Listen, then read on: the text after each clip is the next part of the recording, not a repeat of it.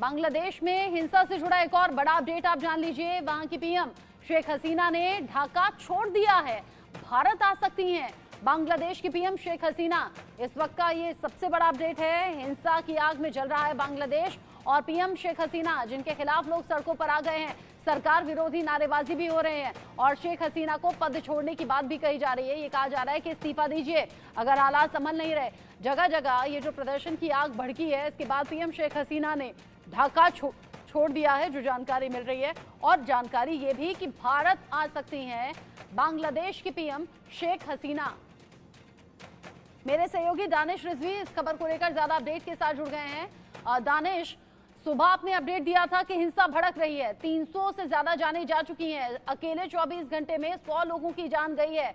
अब शेख हसीना को लेकर अपडेट क्या है? क्या वाकई भारत आ रही है? बिल्कुल, जिस तरीके से बांग्लादेश में भड़की हुई हिंसा से लगातार सड़कों पर संग्राम है, तोड़फोड़ है, आगजनी है, लगातार सेना पुलिस और आम लोगों के बीच लगातार विवाद बढ़ता जा रहा है। इसको लेकर देखते हुए शेख हसीना ने अब तक जो खबर आ रही है ढाका छोड़ चुकी है। इसका मतलब कि भारत में शरण लेने की उनकी ये एक नई प्लानिंग है। अब उसके साथ साथ अब देखना होगा कि शेख हसीना किस मकसद के तहत आई है। क्या वो भारत से मदद मांगने आ रही हैं या वहाँ के जिस तरीके से लोग उनसे नाराज़ हैं उसको देखते हुए बांग्लादेश छोड़ने का उन्होंने ये अपना इरादा किया है। ऐसे कई सारे पहलुओं पर अब विचार विमर्श किया जाएगा। फिलहाल जिस तरीके से बांग्लादेश में हालात बने हैं, बेकाबू हो चुके हैं, लगातार लोग उग्र होते जा रहे हैं, मरने वालों की संख्या लगातार बढ़ती जा रही है। पिछले 24 घंटे में 110 से लोग इस वक्त ज़्यादा मर चुके हैं, तकरीबन हज़ारों की संख्या में लोग घायल हो चुके हैं, पुलिसकर्मियों की तादाद भी इसमें काफ़ी ज़्यादा है। ऐसे में होटल में आग लगाई जा रही हैं, स्कूल, दफ्तर, कॉलेज सभी चीज़ को बंद कर दिया गया है, इंटरनेट सेवाएं बैन लगा दी गई है। और ऐसे में सवाल यही उठता है कि आखिर बांग्लादेश में पिछले 1.5 महीने से जिस तरीके से ये हिंसा की आग सुलग रही थी, क्या उसको नदारद कर रही थी वहाँ की सरकार या नज़रअंदाज करने की कोशिश कर रही थी? पहले हाईकोर्ट ने 5 जून को ये फैसला पलटा कि नहीं आरक्षण दिया जाएगा, फिर 21 जुलाई को सुप्रीम कोर्ट ने कहा कि नहीं आरक्षण नहीं दिया जाएगा, यानी कि काबिलियत के बिना पर ही आरक्षण मिलेगा। 56% आरक्षण को ख़त्म कर मात्र 7% आरक्षण देने का आदेश कोर्ट ने दिया, जिसके बाद से लगातार लोगों में खासतौर से छात्रों में नाराज़गी देखी जा रही है।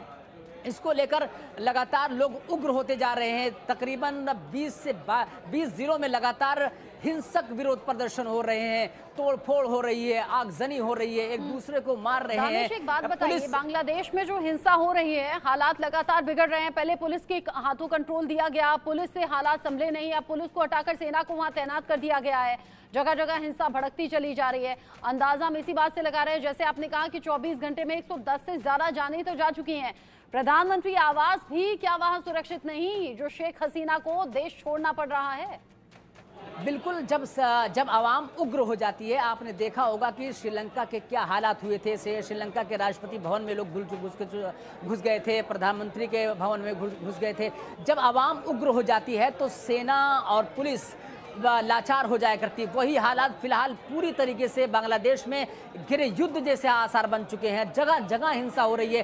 किसी एक इलाके का जिक्र क्या किया जाए, ढाका का जिक्र क्या किया जाए, हर जगह गांव से लेकर शहर कस्बों तक ये हिंसा भड़की हुई है, जिसको लेकर अब सेना भी लाचार दिख रही है। सिर्फ सेना सुरक्षा के दृष्टिकोण से उसको काबू में करने की कोशिश तो कर रही है, लेकिन जिस तरीके से लोग उग्र हैं, नाराज हैं, उसको देखते हुए लगता है यही है कि आने वाले वक्त में बांग्लादेश के लिए मुसीबत कम होने के बजाय और बढ़ती ही जाएंगी। जिस तरीके से परेशानी अभी बढ़ती हुई नजर आ रही है, बांग्लादेश की पीएम शेख हसीना की मुश्किलें भी बढ़ गई हैं। आम लोग वो भी इस खतरे को महसूस कर रहे हैं, क्योंकि प्रदर्शनकारी सैकड़ों या हजारों की संख्या में है, लेकिन वहां के जो आवाम है, वहां के जो आम लोग हैं, जो इस प्रदर्शन का हिस्सा नहीं है, दानिश, खतरा तो सबसे बड़ा उनके लिए है, क्योंकि उनकी सिक्योरिटी में तो कोई तैनात नहीं है। सेना का तो सीधे सीधे काम अभी हिंसा को शांत करना है। बिल्कुल, हिंसा को शांत करने का एक भरसक प्रयास तो सेना पुलिस पहले पुलिस ने किया, अब सेना करने की कोशिश करेगी। लेकिन सवाल ये है कि विपक्ष की जो पार्टियां हैं कहीं न कहीं उनका बैक सपोर्ट जिस तरीके से दिया जा रहा है, जिस तरीके से छात्रों को उनका सपोर्ट किया जा रहा है, उससे यही लगता है कि ये मामला इतनी आसानी से शांत नहीं होने वाला है, बल्कि ये मामला और बढ़ता ही जाएगा। क्योंकि अब यहाँ पर राजनीति शुरू हो चुकी है। पिछले साल जिस तरीके से इलेक्शन हुए थे, चुनाव हुआ था, उसके बाद लगातार जिस तरीके से विपक्षी पार्टियों के नेता ये लगा रहे थे कि यहाँ पर एक अराजकता का माहौल है, यहाँ पर एक तानाशाही की सरकार है, ना कि यहाँ पर लोकतंत्र की सरकार है। उसके बाद से ये चीज़ विपक्ष का एक मौका मिला है सत्ता से बेदखल करने का शेख हसीना को, अब उसका वो भरपूर फायदा भी उठाने की कोशिश करेंगे और बैक सपोर्ट से फिलहाल अभी कोशिश कर रहे हैं। आने वाले ये वक्त में देखा जा सकता है या देखने की कोशिश या हम लोग को देखने को मिलेगा कि विपक्ष की पार्टी भी सड़कों पर संग्राम करते हुए नजर आ सकते हैं। अब ये जो मौजूदा हालात हैं बहुत ज्यादा नाजुक हैं दानिश। इस मामले पर अगर सियासत होती है तो नुकसान देश का होगा, नुकसान वहां की आवाम का होगा, क्योंकि जो तोड़फोड़, जो हिंसा की तस्वीरें अभी हैं उसमें पब्लिक, प्राइवेट, हर तरह की प्रॉपर्टी का नुकसान है, उसमें आम लोगों की जान जा रही है। 300 से ज्यादा जानें अब तक जा चुकी हैं। ये जो 56% से 7% पर आया है आरक्षण, अगर ये सबसे मेन वजह है तो क्या राजनीतिक तौर पर इसका सोल्यूशन नहीं निकालना चाहिए? बजाय कि ढाका छोड़ देने के, बजाय कि प्रधानमंत्री आवास छोड़ देने के, बजाय कि देश छोड़ने के।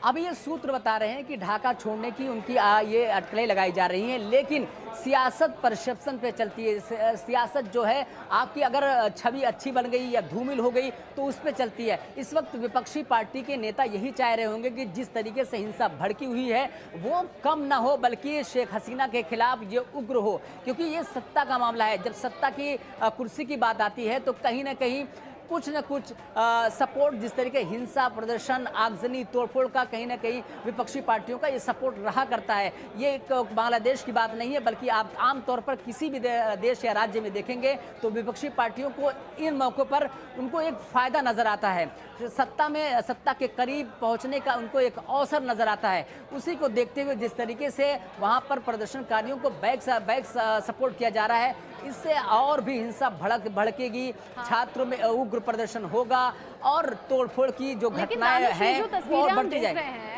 अब माना कि आम लोग अपने अधिकारों के लिए लड़ते हैं, आवाज भी उठाते हैं, उनमें से कई शांत रहकर आवाज उठाने का ऑप्शन चूज करते हैं, कई लोग सड़कों पर आकर प्रदर्शन करना या हिंसा करना भी चूज कर लेते हैं।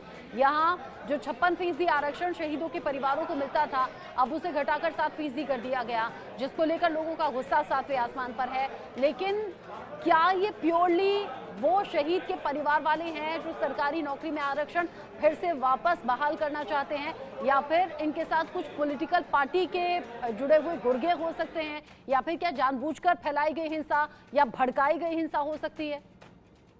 आरक्षण 56% में मात्र 30% ऐसे लोग हैं जो शहीद हुए थे, जो शहीद परिवार कहलाते हैं। 1971 की जंग में जो शहीद हुए थे उनको 30% वहाँ पर आरक्षण मिलता है। उसके अलावा महिलाओं को आरक्षण 10% मिलता है, 5% वहाँ पर अल्पसंख्यकों को मिलता है। ऐसे करके वहाँ पर 56%